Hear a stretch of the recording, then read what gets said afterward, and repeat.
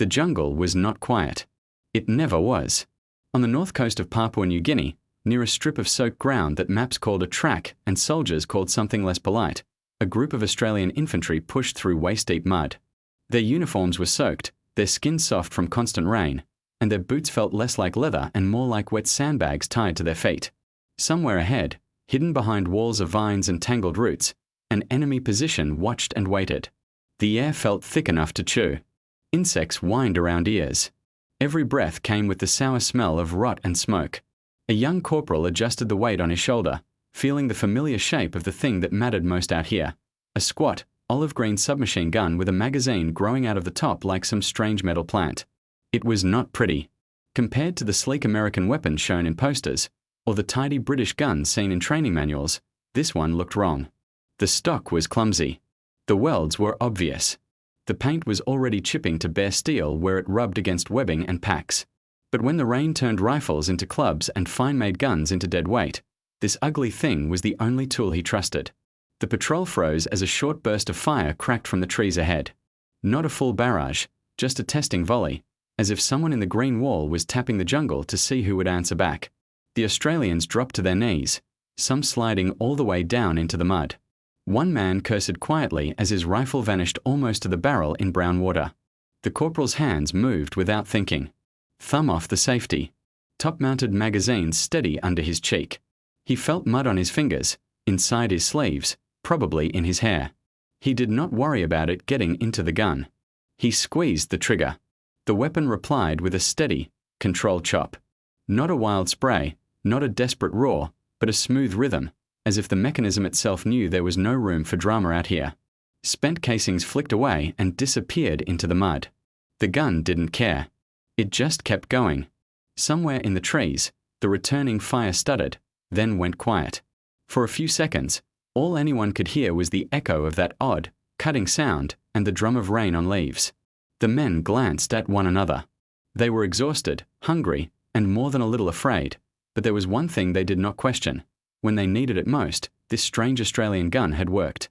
Later, when they finally pulled back to a soggy position behind the line, the corporal rested the weapon across his lap and stared at it. It was chipped, rust-stained in places, far from impressive to anyone who judged by looks alone. But in this place, it was worth more than any polished import. And that raised a simple question.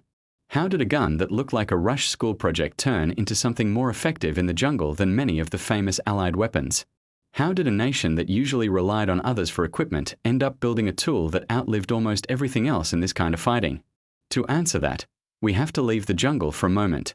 We have to go back a few years, to a quiet house in a coastal town, where a young man with oil on his hands and noise in his head was building something almost nobody wanted to see. Because before this ugly gun became a lifeline in the mud, it was just an idea spinning in the mind of someone the army barely noticed. The town was Wollongong, New South Wales. In 1939, it was a working place of smokestacks, rail lines, and rows of modest weatherboard houses leaning into the wind from the sea. Ships came and went from the nearby port. Steelworks breathed out heat into the night. Inside one of those houses, at the back, behind a squeaky door and a worn set of steps, a narrow garage glowed with the light of a single bulb. At its center stood a young factory worker named Evelyn Owen. He was not a commissioned officer. He did not hold a fancy engineering title. His days were spent at ordinary machines, cutting, shaping, repeating the same motions that kept Australia's small industrial base ticking. But when the factory whistle stopped, his real work began. On an old lathe inherited from his father, bits of metal spun into shape. The floor was scattered with brass casings, bent springs, and plates of steel rescued from scrap heaps.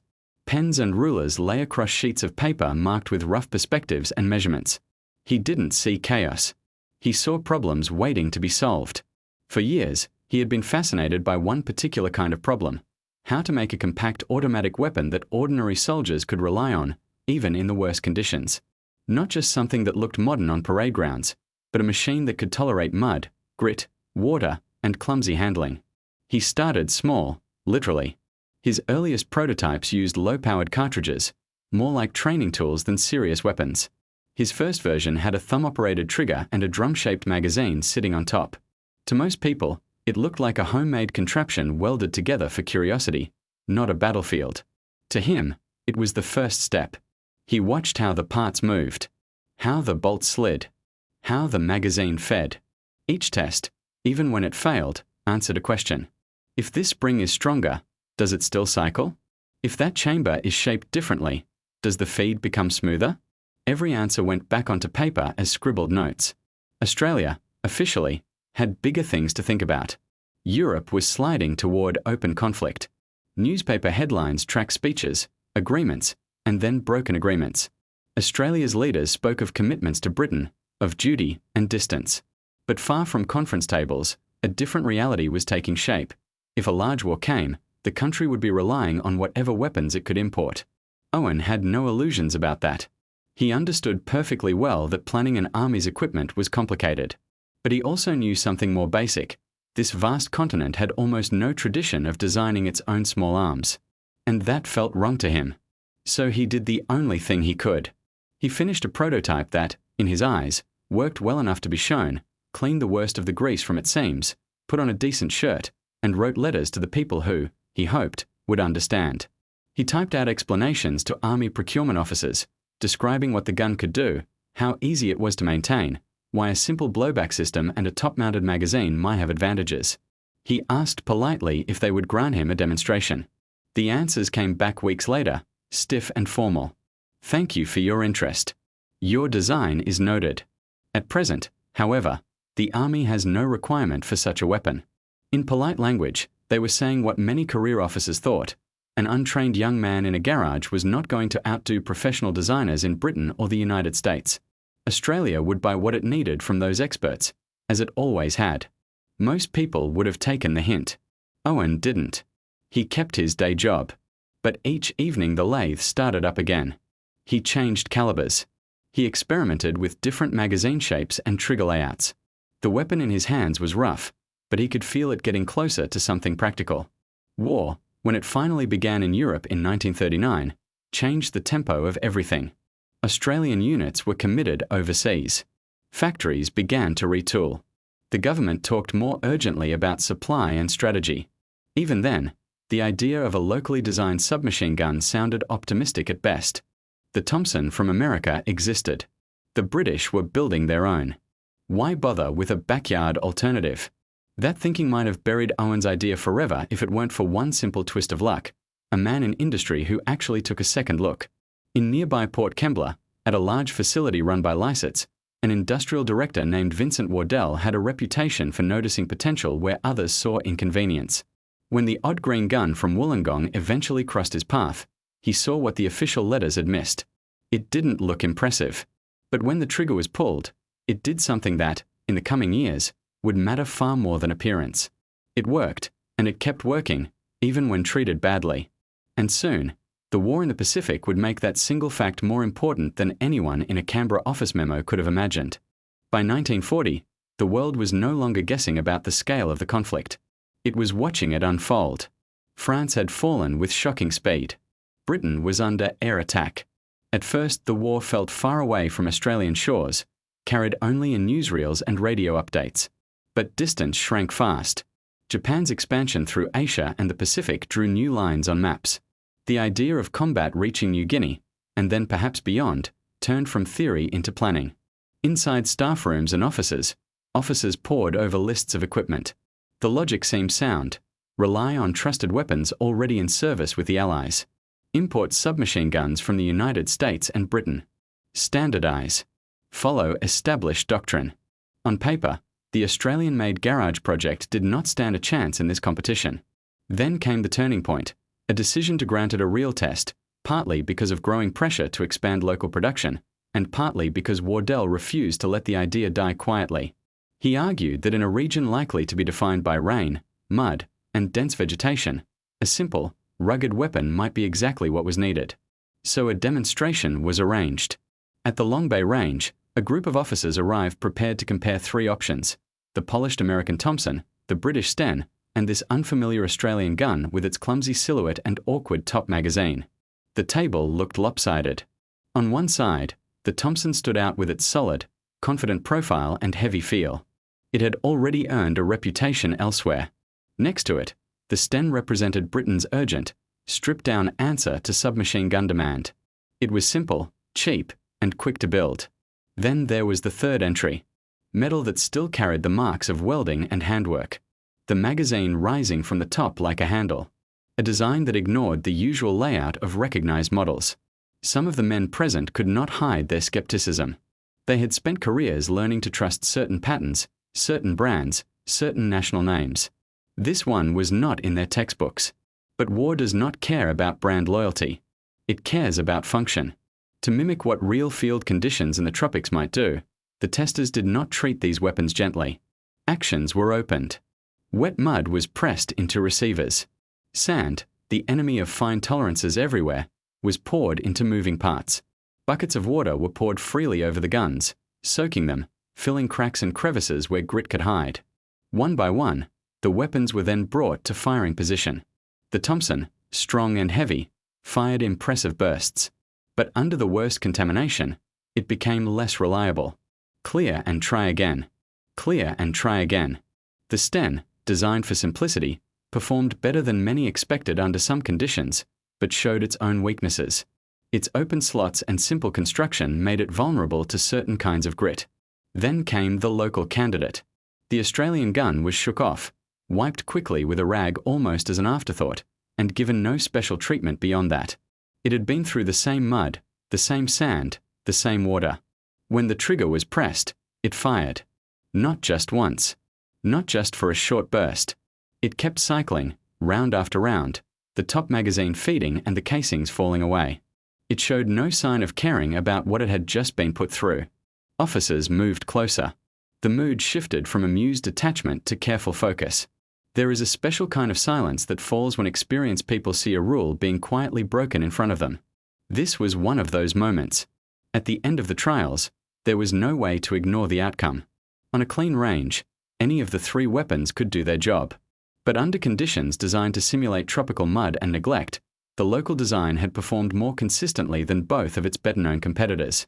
Reports were written that night, more serious and more urgent than earlier memos. The Australian submachine gun demonstrated exceptional reliability under adverse conditions. Its performance exceeded that of imported models when fouled with mud, sand, and water. For a procurement system that had first treated the design as a curiosity, this result was uncomfortable. It suggested that skill and insight did not always arrive with the right badge or address. It also hinted at something even more pressing. If the war moved into jungle and swamp, the usual favourites might be the ones to fail first. The fall of Singapore and the advance of Japanese forces through Southeast Asia only sharpened that point. Suddenly, the Pacific was not an abstract theatre. It was a potential path toward Northern Australia. In that environment, the idea of relying entirely on foreign factories, overseas shipping, and weapons designed for European fields began to look risky. By early 1942, urgency had finally overtaken doubt. Orders were placed with the factory in Port Kembla to produce the weapon in quantity. The rough project from a Wollongong garage now had a place on official lists. For Evelyn Owen, this was the end of long years of being politely ignored. But it was also the beginning of a larger test. A gun that works in trials still has to prove itself on a production line, and then, most importantly, in the hands of tired, frightened soldiers under real fire. To reach that point, the design had to be translated from one man's workshop logic into thousands of identical, dependable copies. And the choices made in that translation would explain why, later, in some of the most unforgiving ground on Earth, this ugly Australian gun would end up being more effective than some of the most respected Allied weapons of its time. Inside the Lycett factory at Port Kembla, the rhythm of the war sounded different. It was not the crack of rifles or the echo of artillery. It was the clatter of presses, the whine of cutting tools, the clank of parts dropping into bins. When the order came to produce the new submachine gun, the engineers and workers there faced a challenge: turn a clever prototype into something that could roll off assembly lines and numbers, maintain its reliability, and be simple enough for the average soldier to understand. They did not have the luxury of exotic alloys or ultra-precise machines. Wartime shipping lanes were under threat. Supplies from abroad were uncertain. Whatever they built had to rely, as much as possible, on local materials and processes. Fortunately, Owen's basic design philosophy fit that reality almost perfectly. At its heart, the gun operated on simple blowback. When a round fired, the force pushed the bolt backward, ejecting the casing. A spring drove the bolt forward again, loading the next round.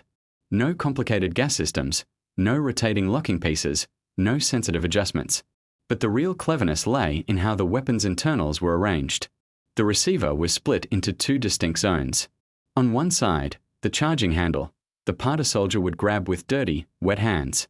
On the other, separated by a metal wall, the bolt and firing parts, the delicate pieces that had to stay as clean and consistent as possible.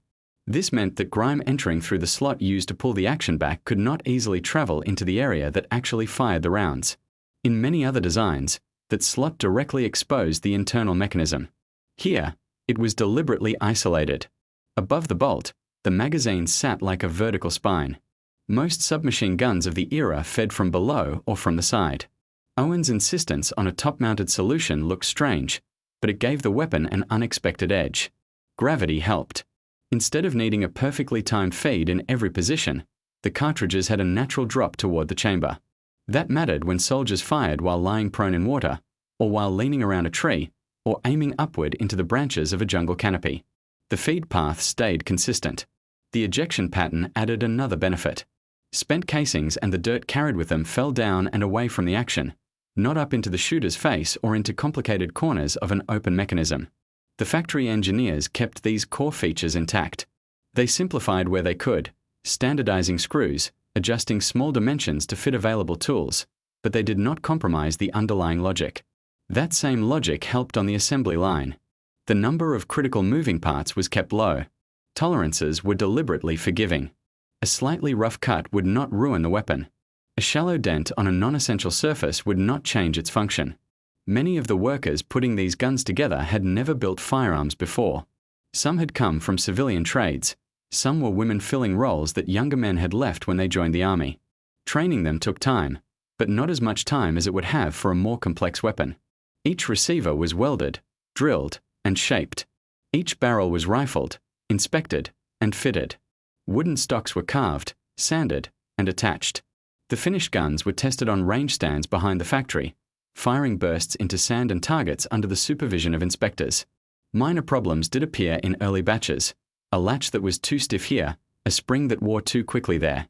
But because the design was simple, fixes could be made at the line and then repeated across the entire output. The first batches were delivered to training units.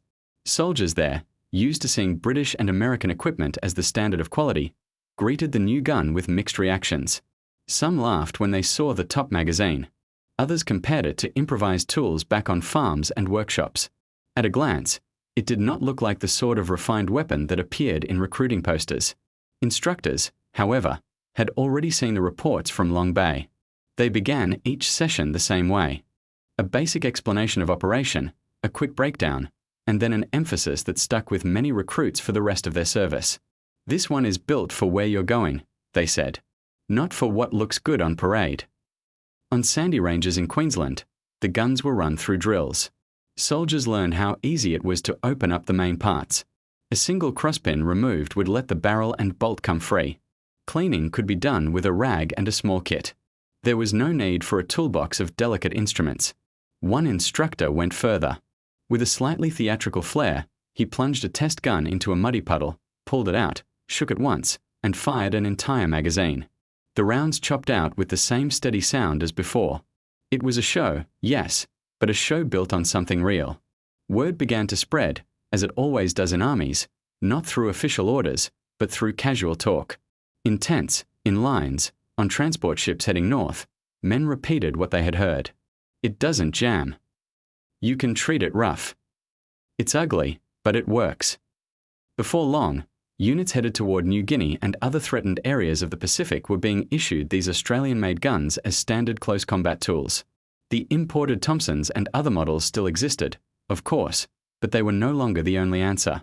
Soon, the environment that would decide the weapon's true reputation awaited, just beyond a coastline of mangrove and coral, the wet, green, heavy world where anything mechanical would be put on trial every single minute of every single day. The first thing many soldiers noticed stepping off landing craft in Papua New Guinea was the air. It was not just warm.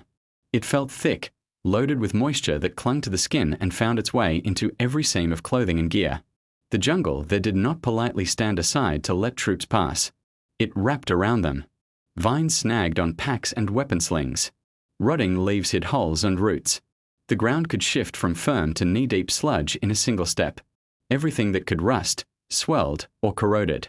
Leather straps softened and stretched. Canvas stayed damp even when the rain paused. Metal sweated under layers of condensation. It was in this environment, around places like Gunner and Boonah, that the Australian-made submachine gun truly encountered the conditions it had been accidentally born for. At first, the men still joked about its appearance. In photographs from those early days, you can see the skepticism in some faces. Top magazine raised in the air, owner leaning on the stock as if uncertain how to pose with it. Compared to the sharp profile of a Thompson, it did look like something assembled in a hurry. Then the campaign settled into its slow, grim grind, and opinions changed. Patrols slogged through ground that swallowed boots to the ankle, and sometimes to the knee. Positions were dug in soil that turned to black soup under rain. Rifles spent the night in water at the bottom of foxholes. Ammunition tins were coated with slime. Even simple tasks like loading a magazine had to be done while flies swarmed and hands slipped. Under this constant attack from nature, fine tolerances became an enemy. Weapons built for clean European air and firm earth began to show their stress. Magazines swelled if they were left in damp pouches too long. Springs lost their temper under heat and humidity. Reports from the field began to mention an odd pattern. Rifles and some heavy weapons needed constant attention. They still worked, but they demanded cleaning, drying, and careful handling to stay reliable. The new Australian submachine gun, by contrast, did not seem to complain. In diaries later quoted by historians, soldiers described dropping their guns into filthy water, pulling them out, wiping them with a sleeve or a scrap of cloth, and carrying on. Not because it was recommended procedure, but because there was no other choice. And the surprising part was that the weapon usually accepted this treatment. In close-range fighting among palm trees, kunai grass, and bunkers dug into coconut groves, that mattered more than any elegant specification in a manual. The gun's moderate rate of fire helped it stay controllable. It did not leap upward wildly in the hands when fired in bursts, partly thanks to its forward balance and partly to its overall weight. In cramped clearings and narrow approach paths, that control made the difference between a useful spray and wasted ammunition. Night patrols moved with the weapon ready, fingers resting along the frame, eyes struggling to adjust between darkness and flare light. Men learned to pick out each weapon's individual voice. Rifles cracked. Light machine guns rattled. The Australian submachine gun gave off that distinct, even chop. For many, that sound became strangely reassuring. One corporal wrote later that hearing it fire near his position in the rain-heavy dark felt like hearing a friend call his name. It meant that at least one part of the chaotic picture, one machine in a world of failing tools, was still doing its job. Of course, no machine is magical. Magazines could still be damaged. Springs could still weaken. The gun could not solve every problem. But its ability to keep functioning after rough handling and exposure was so different from what many expected that a kind of legend began to grow around it almost immediately. It was not only the soldiers in the jungle who noticed. Officers reading field reports back in Australia saw the same phrases appear again and again. Reliable, dependable, continues under conditions that stop other weapons. While strategies and grand plans shifted on maps, one simple reality emerged from the mud of New Guinea, in that specific environment.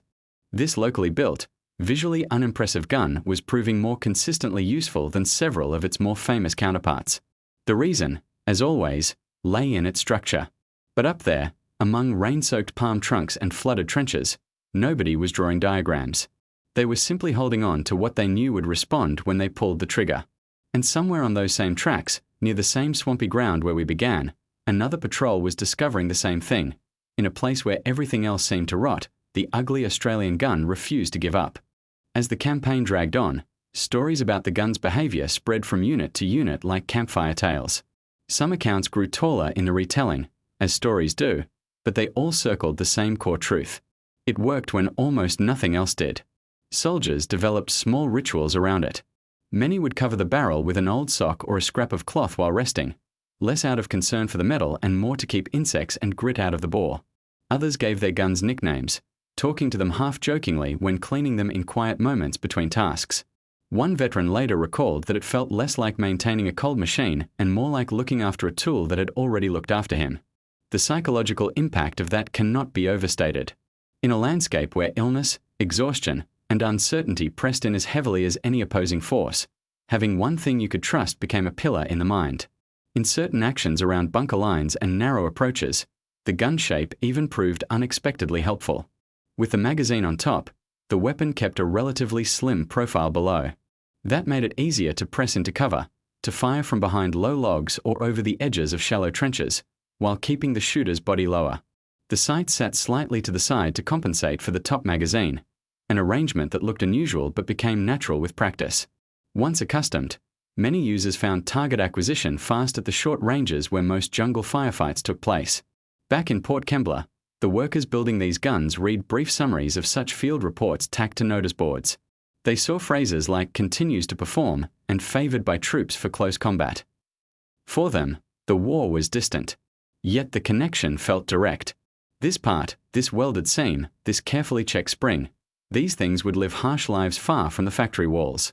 Minor design changes came back from the front as requests: a safety catch that was easier to use under stress, a more comfortable sling attachment, improvements to the barrel shroud to protect hands from heat. Each change went through the designers and then to the line. The weapon evolved, not through grand redesigns, but through 1,000 small responses to actual use. Meanwhile, the man whose name was stamped into the receivers was not leading ceremonies or giving speeches. Evelyn Owen had enlisted in the army and was serving not as a celebrity designer, but as another uniformed figure among many. Those who served with him later describe him as quiet, almost shy about his role in the gun's creation. When asked, he reportedly gave simple, direct answers. The gun worked because it was uncomplicated. He had tried to keep the dirty and clean parts separate. He had put the magazine on top so it would feed no matter what angle the shooter held it at. He did not dress it in theory. He spoke of it the same way he might describe a reliable piece of workshop equipment. As the fighting moved along the coast and further inland, the weapon's reputation hardened. Allied observers from other nations who saw it in action filed their own impressions. Some suggested their forces study the design. Others noted with some surprise that a country often seen as a junior partner in equipment design had produced, almost by accident, one of the most suitable weapons for this specific kind of campaign. To the Australians using it, those outside opinions were less important than the simple daily question: will it fire now? In one action recounted years later at a reunion, a small group found themselves stalled in front of a concealed position. The ground was so waterlogged that every step threatened to pull boots off feet. Rifles had already been cleared more than once that day. When the call came to move, the men who stepped forward to lead were the ones whose submachine guns had not complained once. That willingness to move first is not measured on technical sheets, but it changes outcomes. Reliability, in this sense, did not just mean fewer malfunctions. It meant bolder choices, smoother drills, and less hesitation at the worst possible moments. In a jungle setting, where ranges were often short and reaction times tiny, that advantage was enormous. By early 1943, the gun was no longer just a curiosity that had outperformed others in a test. It was, in the words of some reports, the preferred close-range weapon of many frontline Australian troops in these environments. And while photographs still showed it as ungainly, a top magazine and a plain wooden stock amid vines and mud, the men who knew it best had already drawn their conclusion. It might be the least attractive piece of equipment they carried, but in the conditions they faced, it was also the most honest. It did what it promised with no drama. In a place where confidence in anything mechanical was fragile, that made it, in practical terms, more valuable than some of the most famous Allied firearms of the time. The ugly gun from Wollongong had, without ceremony, become one of the most effective tools in the jungle. When the fighting around Gunner, Boona, and other key points finally eased, the price was clear in exhausted units and long casualty lists. The jungle had taken its toll in every way. Yet among the items listed in post-campaign evaluations, one stood out in consistently positive terms. The locally built submachine gun had done what was asked of it, and more. It might have been natural for such a success to catapult its creator into public fame. But reality was quieter. After years of strain and effort, both before and during the war, Evelyn Owen's health and energy were worn down. In the late 1940s, he worked on further ideas, experimented with additional designs, and tried to find his place in a peacetime world that was already looking toward jet aircraft and new technologies. Then, still a young man, he passed away, leaving behind sketches, memories, and a name stamped on the side of weapons that were still very much in use. His invention, however, did not retire when the Pacific campaign ended. The Australian Army kept the gun in service as conflicts and commitments shifted. When forces were sent to Korea in the early 1950s, the weapon went with them. There, in snow and ice instead of steaming jungles, it proved again that its simple mechanism and robust build could handle extremes. The same top-mounted magazine that had helped in tropical mud allowed easy reloading even with gloved hands. The same forgiving internals that had tolerated grit in New Guinea now shrugged off cold and frost more easily than some more complex designs. Later, during the Milan emergency, Australian units once again found themselves in dense rainforest, this time fighting insurgent groups rather than large conventional forces. Younger soldiers, hearing stories from older veterans, stepped into the same kind of terrain with the same tool in their hands. Field notes from that period sound familiar. The gun balanced well for patrol work. It continued to operate in rain. It was steady in short bursts, ideal for sudden encounters on narrow jungle paths. By then, newer submachine guns had appeared in the arsenals of other nations, and even in Australia. Some were lighter. Some had more modern looks or different materials. Yet whenever the environment involved constant moisture and dirt, the older design stubbornly held its place in soldiers' preferences. In training grounds, instructors sometimes laid out several weapons on a table for demonstration. The younger recruits might look first toward the newer models, with their cleaner lines and updated fittings. Then, after exercises in mud, under simulated bad conditions, their opinions shifted much the same way their fathers had. To a generation raised in the shadow of the Second World War, the gun had already become a symbol. It represented not only reliability, but a kind of national self-confidence, that Australia could design and build something of its own that stood comparison with the best in the world, and in some cases exceeded it. Yet, even as this reputation solidified, the practical timeline of technology moved on. Global alliances and standards changed. Ammunition types were standardized across groups of nations. Logistics demanded compatibility, and planners looked for weapons that fit new doctrines and combined arms concepts. By the early 1960s, decisions were made to replace the older submachine gun with newer designs that better matched current policy. On paper, the change made sense.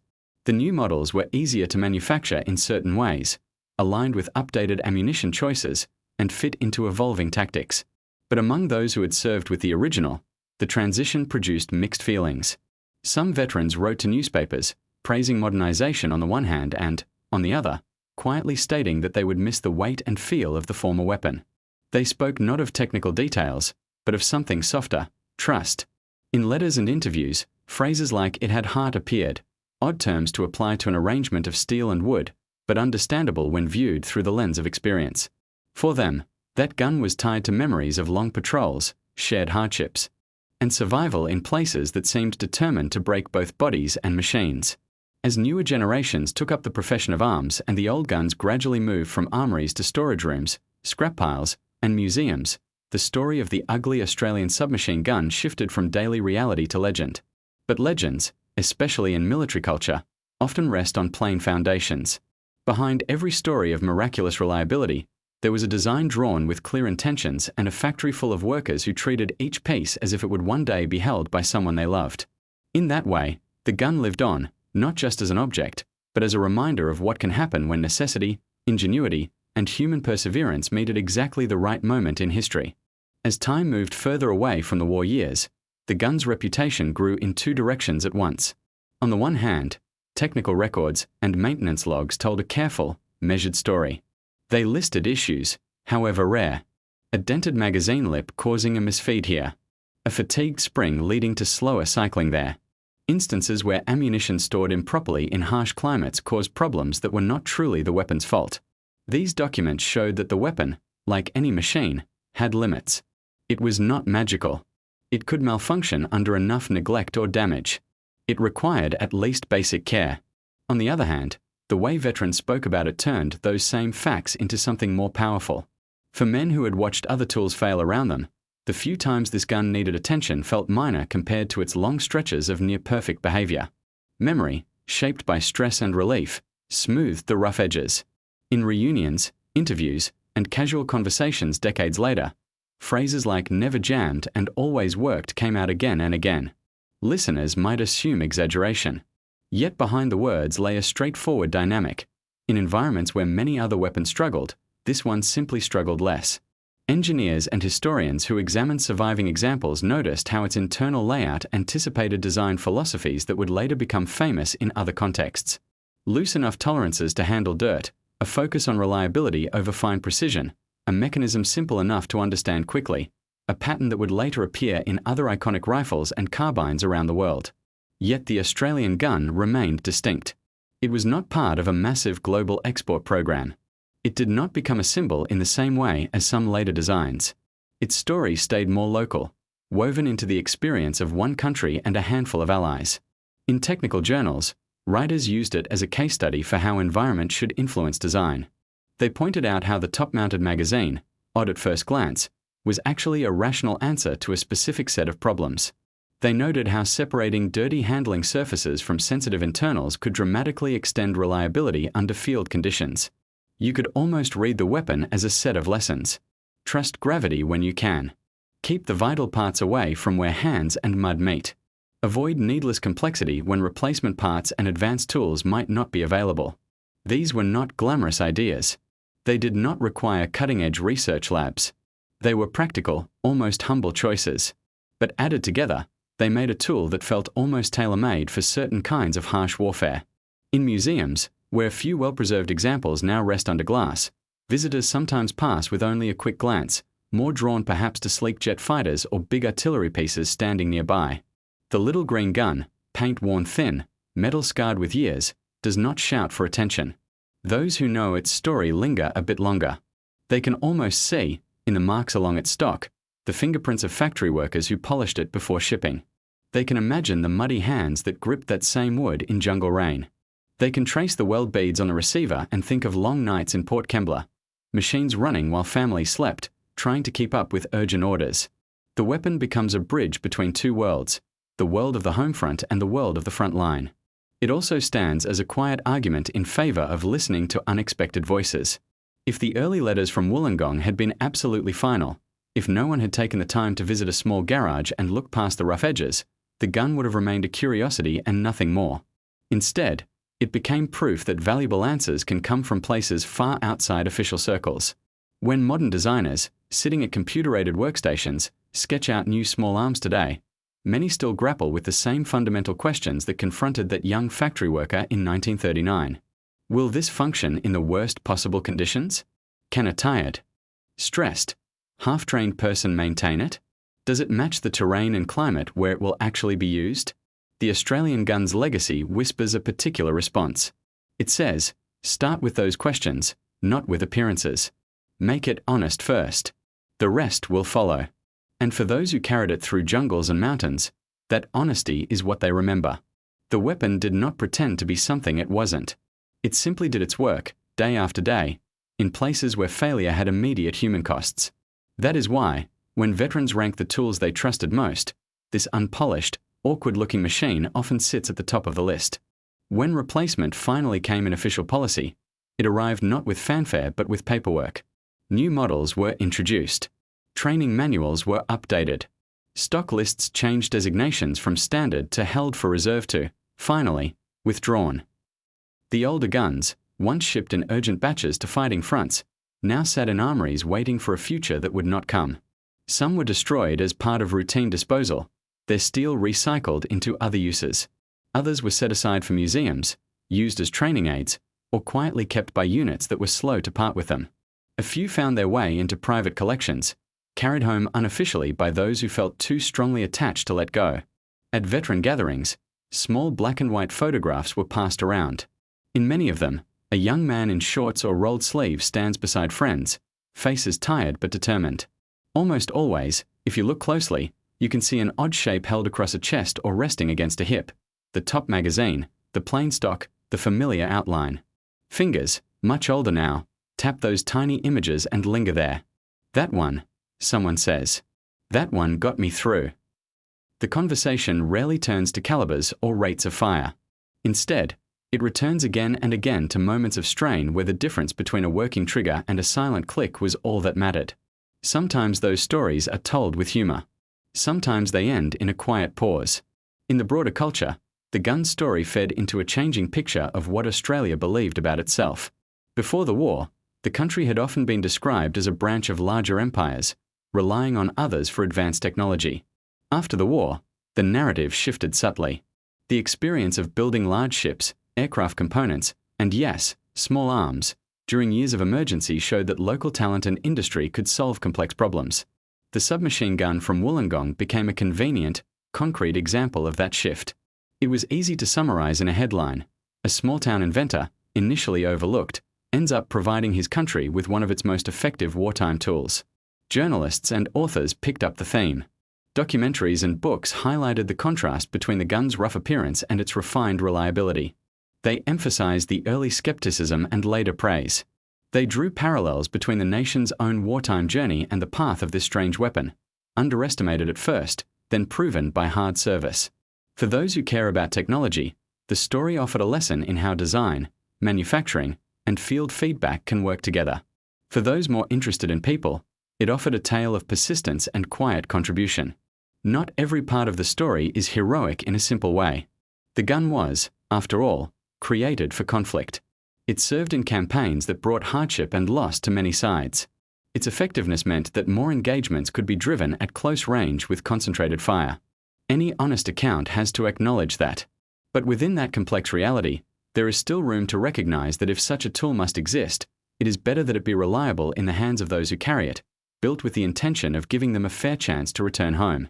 When visitors today walk through the halls of the Australian War Memorial and see one of these guns behind glass, they often move on after a brief look drawn by larger displays. Yet, occasionally, someone in an old blazer, with rows of small ribbons on the chest, slows down. He steps a little closer to the glass, studies the worn paint, and smiles in a way that has nothing to do with aesthetics. For him, that object is not a piece of metal. It is a memory of noise in the rain, of weight on the shoulder, of a solid grip in shaky hands. It is a reminder that sometimes the most trustworthy ally you have is a machine that does not care about glory, only about function. And that feeling, passed from those who experienced it to those who hear their stories, is part of why the legend of this ugly gun persists long after its last official round was fired. If we strip away the nostalgia and the mythology, one central question still remains. Why, in those Pacific jungles of the early 1940s, did this Australian weapon prove more useful, more deadly in practical effect, than many of the Allied guns that, on paper, should have matched or surpassed it? The answer is not a single dramatic feature, but a combination of three elements. First, the engineering choices matched the environment better than most rivals. The separation of dirty and clean internal spaces, the top-mounted magazine that let gravity help rather than hinder, the loose but deliberate tolerances, all of these made the weapon resilient in mud, rain, and grit. Second, the manufacturing approach accepted the realities of a country with limited resources. The gun could be built in ordinary factories using local materials, by workers trained quickly, without reliance on rare parts. That meant more weapons could reach the front, and each one was straightforward to service and repair. Third, and perhaps most important, the human relationship with the weapon was shaped by those first two factors. Once soldiers realized they could trust it, their behavior changed. They carried it with confidence. They were more willing to move under pressure, to step forward in bad conditions, knowing that when they brought it to their shoulder, it was extremely likely to respond. In a jungle fight, that combination made it, in practical terms, deadlier than certain more sophisticated weapons in the hands of equally brave men. Not because it had more theoretical power or glamour, but because it was more present, more reliable, at the exact moments when decisions and lives turned on a single pull of the trigger. The dark reason behind its effectiveness, if we can use that phrase carefully, is simple. War punishes complexity in the wrong places. It reveals where designs serve appearance or tradition instead of the messy reality of rain, fear, and fatigue. The Australian gun thrived because it served that reality without pretending to be anything else. Today, as new tools are developed with advanced materials and digital systems, the story of that plain-looking submachine gun from Wollongong still offers a quiet warning. It says, remember the mud. Remember the tired hands. Remember the person who will have to make it work in a place where nothing else does. It reminds us that innovation does not always mean adding more. Sometimes it means stripping away everything that is not essential, until what remains is something rugged, honest, and deeply aligned with its purpose. Back in the jungle where we began, that young corporal's memory of his first firefight remained sharp for the rest of his life. He remembered the sound of the rain on the leaves, the sinking feeling of his boots in the mud, the shock of the first burst coming from the green wall ahead. And he remembered the moment his finger tightened on the trigger and the awkward-looking gun in his hands replied with that steady, familiar rhythm. In that instant, all the years of rejection letters, late nights in a Wollongong garage, factory shifts in Port Kembla, and anonymous hands fitting springs and pins came together in a single line of action. Metal moved. A round fed. A casing flew. The cycle repeated. The gun did what it had been built to do. It did not care about accolades. It did not care that some thought it ugly. It did not even know that people would one day stand in front of it in a museum, reading a plaque with its name. All it did, all it was ever meant to do, was function when nothing around it was easy. And that is why, in those wet, unforgiving jungles of the Pacific, Australia's ugly gun quietly proved itself more effective than many of the celebrated Allied weapons beside it, turning a backyard idea into one of the most trusted instruments a soldier could carry.